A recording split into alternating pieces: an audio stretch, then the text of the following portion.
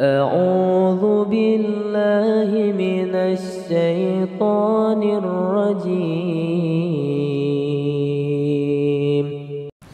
أعوذ بالله من الشيطان الرجيم. جنات عدن يدخلونها ومن صلح من آبائهم وأزواجهم وذرياتهم والملائكة يدخلون عليهم من كل باب سلام عليكم بما صبرتم فنعم عقبى الدار. Surga Aden, salah satu nama surga, derajatnya namanya Aden, yang mereka masuk ke dalamnya bersama-sama dengan orang-orang yang saleh dari bapak-bapak mereka, istri-istri mereka, dan anak cucu mereka. Sedang malaikat-malaikat masuk ke tempat-tempat mereka dari semua pintu gerbang surga sambil mengucapkan salamun alaikum bima sabartum, yang berarti keselamatan buat kalian karena kalian bersabar, maka alangkah baiknya tempat kesudahan itu. Ayat ini menjelaskan kepada kita hukum-hukum syar'i berhubungan dengan masalah surga. Yang pertama, semua orang saleh akan berkumpul dengan keluarganya di surga. Tentu kalau keluarganya juga saleh atau salehah. Misal seorang anak meninggal, ayah meninggal dalam keadaan Islam, istrinya, suaminya, anaknya, cucunya akan bersatu. Sebagian ulama tafsir mengatakan maknanya adalah Allah subhanahu wa ta'ala akan buatkan juga kem-kem istana di surga per keluarga. Jadi misal seorang ayah atau anak akan masuk ke surga Aden. Surga Aden, ibunya juga kebetulan di surga Aden. Semuanya masuk di derajat yang sama. Maka Allah subhanahu wa ta'ala akan membuat istana mereka bersebelah-sebelahan sehingga mereka terkumpul per keluarga-keluarga. Ini makna tafsir. Yang dimaksud surga Aden yang mereka masuk ke dalamnya bersama-sama dengan orang-orang soleh dari bapak-bapak mereka, istri-istri mereka, dan juga anak cucu mereka.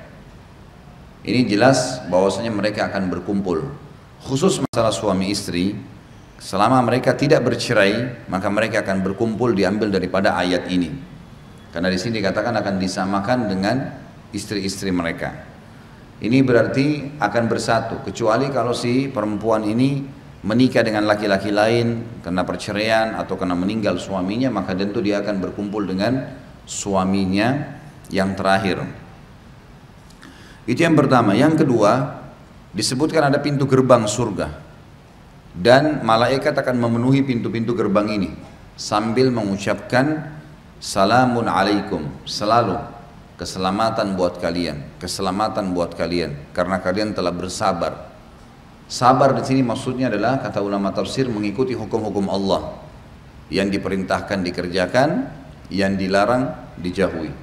Itu maksud daripada sabar. Jadi Allah haramkan apa, kita sabar, tahan diri, nggak mau. Allah perintah apa, kita sabar, kerjakan. Karena kesabaran masuk dari dua sisi, menjalankan perintah, meninggalkan larangan. Dua-duanya masuk sabar di sini. Jadi orang bangun sholat malam, orang mengerjakan sholat duha, orang bersedekah, membaca Al-Quran, bakti dengan orang tua, gitu kan, berjihad, sholat berjamaah di masjid, haji dan umrah, semua butuh kesabaran. Karena akan menyita waktu, menyita energi, gitu kan. Ada suka dukanya. Begitu pula dengan meninggalkan dosa, ada godaan. Nah, kita mungkin digoda oleh lawan jenis sehingga kita akan terbuka pintu zina misalnya, atau ada godaan menggiurkan untuk menipu seseorang, mengambil haknya orang lain di depan mata, mungkin mencuri, mungkin menipu hak warisnya kerabat, mungkin sabar, tahan diri, harus sabar, nggak bisa enggak, tahan diri, semua godaan akan datang. Mau buat ini selalu ada godaan, manusia tidak luput dari godaan syaitan, tinggal siapa yang sabar dan siapa yang terjerumus. Nah, sabar dalam menahan diri dari kemaksiatan, karena kita semua manusia sama, kita semua punya hawa nafsu, semua orang bisa terjerumus dalam semua jenis dosa. Dari zinanya, dari ribanya, dari menipunya, dari mengambil haknya orang lain, apa saja. Semua orang bisa terjerumus, tapi dia harus sabar. Kesabaran ini akan menyebabkan hasilnya surga, gitu kan? Hasilnya adalah surga.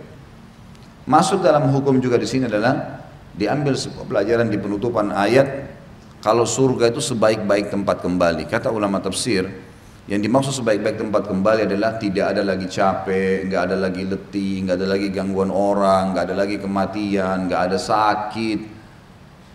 Sebaik-baik tempat kembali artinya sudah tidak ada lagi sesuatu yang lebih daripada itu. Semua kenikmatan abadi. Nanti akan kita pelajari dalam sekali tentang masalah hal-hal yang berhubungan dengan surga. Sesuatu yang abadi di surga nggak ada lapar, nggak ada lapar. Jadi orang makan karena menikmati, bukan karena lapar. Beda ya. Kalau ada seseorang lagi lapar, kemudian dia makan, dia tidak menikmati makanannya itu. Karena target dia supaya laparnya hilang. Kalau orang lagi tidak lapar, kemudian dia makan, maka dia mau makan karena menikmati. Maka dia masih sempat memilih, oh saya mau yang ini saja, oh saya mau yang itu, oh saya mau rasa ini. Karena dia tidak lapar. Sama juga dengan haus, tidak ada haus di surga. Jadi seseorang minum, maka dia minum karena menikmati. Kita kalau lagi tidak haus ditawarin, mau minum teh, minum kopi, minum sirup, minum sesuatu, kita bebas memilih karena lagi tidak haus. Tapi kalau lagi haus pasti minta minuman tertentu dan tidak dinikmatin lagi minuman itu. Nah, seperti itu juga tidak ada ngantuk. Nggak ada ngantuk di surga. Orang kalau tidur karena menikmati. Misal contoh, Bapak Ibu sudah tidur malam hari, sudah puas dengan tidur. Lalu kita masuk ke sebuah ruangan, sebuah rumah, nyaman sekali, bersih, AC-nya dingin, karpetnya bagus gitu kan. Atau mungkin di sebuah taman yang hijau, membuat jiwa tentram sekali. Kita bisa tertidur lagi. Tertidurnya bukan karena ngantuk, tapi karena nyamannya tempat itu. Seperti itu surga.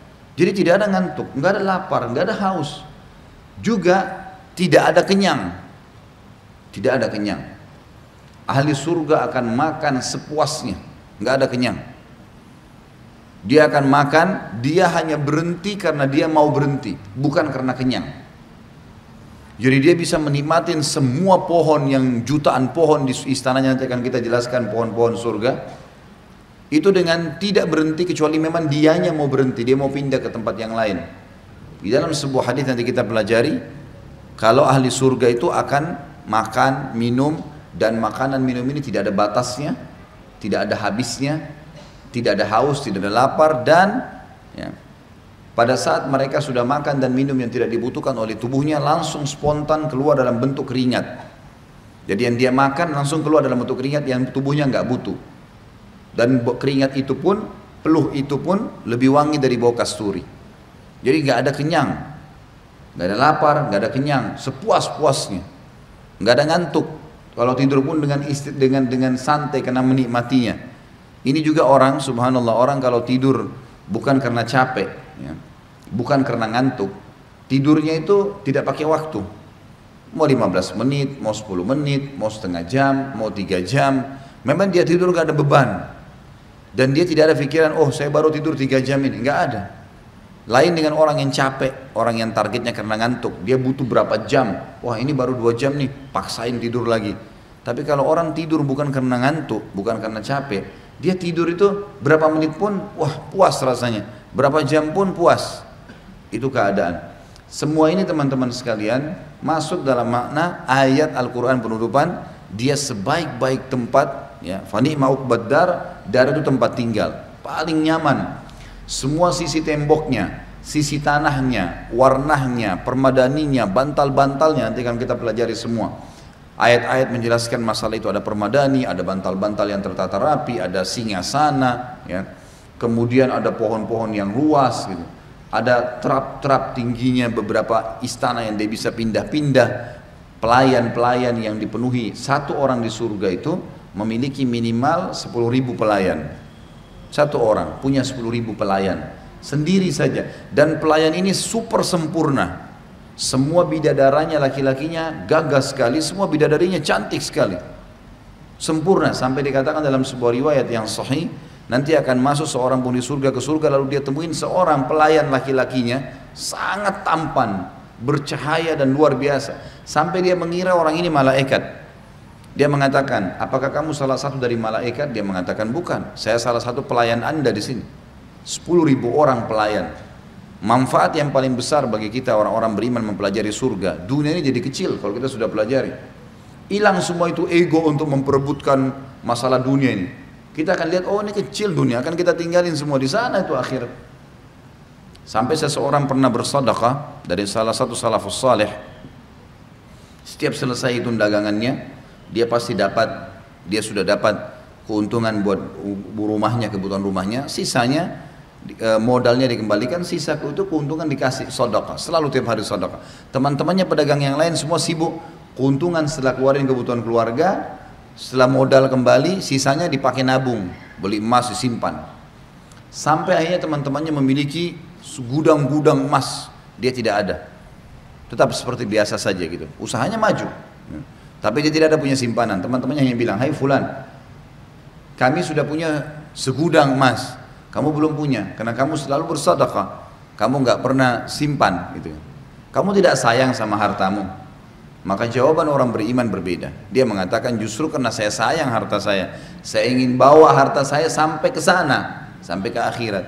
Ini sedekah, ini saya sedang nabung untuk saya bawa ke sana. Kalian justru tidak sayang harta kalian, karena kalian tumpuk-tumpuk di dunia. Kalau kalian mati sekarang, ini bakal dibagi ahli waris. Kalian tidak sayang harta itu. Saya justru sayang karena saya bawa ke sana. Orang beriman pemikirannya berbeda. Semua sisi surga teman-teman sekalian sebuah kenikmatan abadi yang tidak bisa dibayangkan. Dan kalau kita sudah tertanam dalam hati kita poin masalah ini, dunia ini akan jadi kecil. Nggak ada lagi perebutan di situ. Nggak ada lagi emosional. Nggak ada lagi sesuatu yang melampaui batas, berlebihan, gitu kan. Ada lagi pintu-pintu maksiat yang terbuka karena memang sudah sempat sampai pada puncaknya. Kita sudah tahu tinggal tunggu mati maka akan selesai. Baik, kemudian selanjutnya surah Shad ayat 49 sampai ayat 50. Tentu saja yang pegang buku di sini tidak disebutkan ya, tidak disebutkan bahasa Arabnya ayat ini, maka kita membuka Al-Qur'an. A'udzu billahi minasyaitonir rajim. Hadza dzikr wa inna lil muttaqina la husna ma'ab. Ini adalah kehormatan bagi mereka. Makna yang lain, ini adalah peringatan buat mereka. Dan sesungguhnya bagi orang-orang yang bertakwa, yang patuh kepada Allah, benar-benar disediakan buat mereka tempat kembali yang baik. Apa itu tempat kembali yang baik? Ayat 50 menjelaskan, Jannati adni mufattahatan lahumul abwab, yaitu surga Aden yang pintu-pintunya terbuka bagi mereka. Tentu di sini saksi bahasan ya. Nanti akan ada bahasan-bahasan setelahnya yang akan kita bahas, seperti misalnya masalah dipan-dipan, masalah pelayan-pelayan. Di ayat ini sebenarnya ada juga. Ya, di ayat ini juga ada. Kalau ayat 51 sampai ayat 52 juga sama, menjelaskan masalah itu. Tapi kita tidak bahas sekarang, kita akan bahas di pasalnya khusus, masalah makanan dan minuman.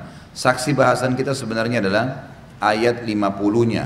Kalau pintu-pintu gerbangnya akan terbuka bagi mereka. Selanjutnya surah Zumar, surah nomor 39, setelahnya langsung ya, ayat 73. Wasiqal ladzina ittaqaw rabbahum ilal jannati zumara hatta idza ja'uha wa futihat abwabuha wa qala lahum khazanatuha salamun alaikum tibtum fadkhuluha khalidin. Dan orang-orang yang bertakwa kepada Rabb mereka akan dibawa ke surga berbondong-bondong atau berombong-rombongan, sehingga apabila mereka sampai ke surga itu, maka semua pintu-pintunya telah terbuka, dan berkatalah kepada mereka para penjaga-penjaganya dari malaikat, kesejahteraan dilimpahkan buat kalian, berbahagialah kalian, maka masukilah surga ini sedangkan kalian kekal di dalamnya. Tentu di sini yang kita ambil pelajaran daripada ayat ini adalah pastinya ada surga dan orang-orang beriman akan masuk ke dalamnya. Kemudian juga surga itu memiliki pintu-pintu gerbang yang sangat besar ya.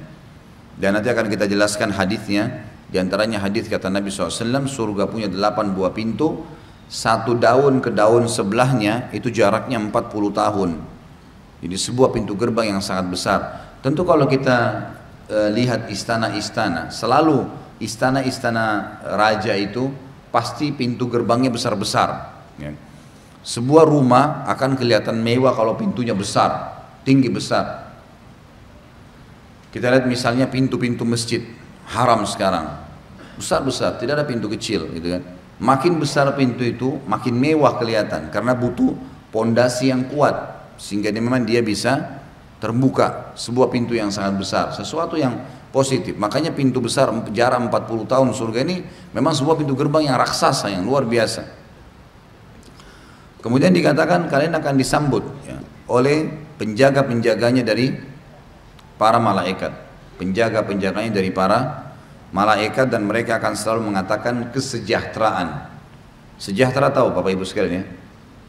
Jadi kalau ada orang yang hidupnya cukup, semua cukup, makanan cukup, pas lah, dia tidak pernah merasakan kekurangan, maka itu namanya orang yang berkecukupan. Kalau bahasa kita, orang kaya, iya. Tapi ada di atasnya itu, sejahtera namanya. Sejahtera itu tidak pernah kekurangan, bahkan berlebihan, tidak pernah merasakan sakit, tidak pernah merasakan gangguan orang, itu sejahtera. Makanya sebenarnya istilah sejahtera kurang tepat kalau di dunia. Salah satu sifat Allah adalah zat yang maha sejahtera. Sejahtera itu teman-teman tidak pernah punya kekurangan, selalu berlebihan, tidak pernah terganggu, tidak pernah mengganggu, selalu tentram. Itu namanya sejahtera. Maka dikatakan oleh para malaikat kepada kita semua pada saat masuk surga, kesejahteraan akan dilimpahkan kepada kalian. Tidak ada kesedihan, tidak ada kesusahan, tidak ada kesulitan, tidak ada kesempitan sekarang. Maka berbahagialah kalian, masukilah surga tersebut dan kalian kekal di dalamnya. Siapapun yang masuk surga teman-teman, sudah masuk surga tidak akan pernah keluar selamanya, abadi. Sekali masuk tidak akan pernah keluar. Itu semua adalah 3 buah ayat Al-Quran yang menjelaskan tentang adanya pintu gerbang surga. Kita dengarkan bagaimana sabda Nabi SAW berhubungan dengan masalah pintu gerbang surga ini. Hadis yang pertama adalah hadis riwayat Imam Bukhari dan Imam Muslim. Ubadah bin Samit radhiyallahu anhu meriwayatkan Nabi SAW bersabda, "Man syahida an la ilaha illallah wahdahu la syarika lah, wa anna Muhammadan abduhu wa rasuluh, wa anna Isa abdullahi wa rasuluh, wa kalimatuhu alqaha ila Maryam wa ruhum min, wal jannata haqq, wan nara haqq, adkhalahu Allahu al jannata ala ma kana min al amal, wa fi riwayah min abwabil jannati tsamaniyati ayyuha sya'." Barang siapa yang bersaksi bahwasanya tidak ada Tuhan atau ilah yang berhak diibadahi kecuali Allah semata, yang tidak ada sekutu baginya, dan bahwasanya Muhammad adalah utusannya, Isa adalah hamba dan rasulnya, Rasul Allah, serta kalimatnya Allah yang dia sampaikan kepada Maryam dan ruh darinya. Maksudnya pada saat Maryam alaihissalam disampaikan oleh Jibril akan hamil dan ruh ditiupkan ke rahimnya. Dia yakin dengan itu, surga itu benar ada, neraka itu benar ada, maka dia akan dimasukkan ke dalam surga sesuai dengan amal yang pernah dia lakukan, maksudnya derajat di surga. Dalam riwayat yang lain, dari pintu-pintu surga yang berjumlah 8 dari mana saja yang dia sukai. Berarti menandakan surga memiliki pintu gerbang, dan ada 8 buah pintu gerbang, dan pintu gerbang ini di dalamnya ada sekian miliar, bukan lagi kalau saya bahasakan juta ya, miliar, sekian miliar tingkat, sekian miliar istana. Karena semua manusia masuk, jin masuk, mereka punya tempat-tempat semuanya, diberikan fasilitas. Kemudian selanjutnya hadis riwayat Bukhari Muslim juga, Abu Hurairah anhu meriwayatkan sabda Nabi SAW, Rasulullah SAW, barang siapa yang menginfakkan 2 pasang kuda atau 2 pasang unta dan lain sebagainya di jalan Allah, maka ia dipanggil dari pintu-pintu surga, wahai hamba Allah, ini lebih baik, maksudnya ini kebaikan yang dibalaskan kepada kalian. Barang siapa yang termasuk ahli sholat, maka ia dipanggil dari pintu sholat. Barang siapa yang termasuk ahli jihad, maka dia dipanggil dari pintu jihad. Barang siapa yang termasuk ahli sedekah, maka dia dipanggil dari pintu sedekah. Barang siapa yang termasuk ahli puasa, maka dia dipanggil dari pintu Rayyan. Abu Bakar berkata, ayah dan ibuku sebagai tebusannya, wahai Rasulullah, apakah setiap orang semestinya akan diseru dari pintu-pintu tersebut? Apakah ada orang yang dipanggil dari pintu-pintu itu semuanya? Kenapa kok harus pintu sholat panggil? Maksudnya dia masuk dapat istanahnya, pintu sholat, puasa panggil. Apakah ada orang dari semua pintu itu? Ya. Apakah tidak mungkin seseorang akan dipanggil dari pintu-pintu seluruhnya? Beliau menjawab, benar, dan aku berharap engkau termasuk di antara mereka. Maksudnya akan ada orang dipanggil dari semua pintu-pintu ini. Dari hadis ini kita ambil pelajaran Bapak Ibu sekalian, dianjurkan atau motivasi untuk bersedekah di jalan Allah, terutama untuk jihad. Dan yang dibahas ini adalah transportasi ya, untuk jihad. Jadi kita dianjurkan membiayai, karena yang dibutuhkan adalah mujahidin menggunakan kuda, menggunakan unta gitu kan. Makna daripada hadis dan lain sebagainya, kata ulama adalah boleh dia kalau di zaman sekarang masuk di dalamnya tank misalnya, mobil, motor, transportasi yang dipakai berjihad. Siapa yang menginfakkan 2 pasang, kalau hewan ternak, kalau hewan maka jantan dan betina. Tujuannya dia sedekahkan kuda, jantan dan betina supaya berkembang biak, dan anak-anak keturunan kuda atau unta itu akan terus dipakai jihad. Ini pahalanya besar, kan? Nabi SAW dulu di Madinah punya peternakan khusus untuk hewan-hewan zakat, hewan-hewan yang sedekah. Ada orang sedekahkan maka dikembang biakan. Nah ini nanti biasanya orang kalau memberikan laki-laki jantan dan betina, nanti akan berkembang biak. Berkembang biak ini akan jadi lebih banyak pahalanya. Seperti itulah. Mungkin kalau kendaraan atau transportasi kayak sekarang, dia rutinkan bersedekah untuk memberikan transportasi para mujahidin. Maka pahalanya adalah dia akan dipanggil dan dikatakan pada hari kiamat, wahai hamba Allah, perbuatanmu ini baik. Maksudnya ini lebih baik adalah perbuatan yang kamu sudah lakukan sangat baik. Kemudian dijelaskan manfaat yang kedua dari hadis ini, ternyata setiap ibadah itu punya pintu lagi. Jadi dari 8 pintu utama, gerbang utama, nanti kita masuk akan banyak pintu. Dalam mungkin jutaan pintu. Di setiap pintu itu adalah jenis ibadah tertentu. Pintu sedekah, pintu salat, pintu jihad, pintu haji, pintu apa, semua pintu-pintu, pintu bakti dengan orang tua. Semua pintu ini siapapun yang menonjol mengerjakannya akan punya istana di dalam camp itu, dalam pintu itu. Maka setiap orang yang sholatnya sempurna di timbangan amal, maka dia akan dipanggil dari pintu sholat. Ini istana kamu, silakan nikmatin. Nanti orang sedekah dari pintu sedekah. Lalu Abu Bakar bertanya pertanyaan yang cerdas, ya Rasulullah, itu kan orang dipanggil dari pintu masing-masing. Maksudnya bagaimana kalau ada orang kerjain semua ibadah itu? Masuk akal nggak dia dipanggil dari semua pintu itu? Ada masuk akal nggak dia punya istana di setiap pintu gerbang ibadah-ibadah itu? Maka kata Nabi SAW, benar, ada. Dan kamu termasuk salah satunya. Karena Abu Bakar radhiyallahu anhu termasuk, kata ulama, adalah salah satu figur muslim, terutama sahabat Nabi tentunya, yang selalu kalau mengerjakan satu jenis ibadah, dia tidak pindah ke ibadah yang lain kecuali sudah menyempurnakannya. Jadi Abu Bakar itu terkenal sekali, kalau sedekah maksimal, semua harta dikeluarin. Sholat semuanya dilampiaskan ke sholat, nggak ada kegiatan yang lain. Apa saja yang sedang dia kerjakan dia maksimalkan. Riwayat-riwayat sampai pada tingkat Abu Bakar membantu janda-janda maksimal, diurus sampai selesai. Ada orang subhanallah bersedekah setengah-setengah.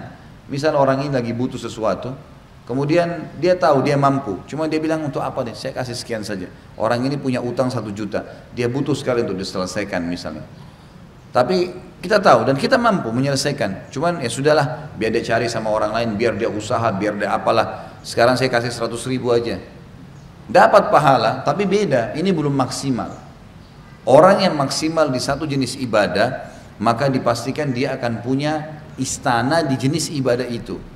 Di jenis ibadah itu, maka dia bisa mengunjungi semua camp istananya di surga nanti, dan semuanya memiliki pintu-pintu gerbang.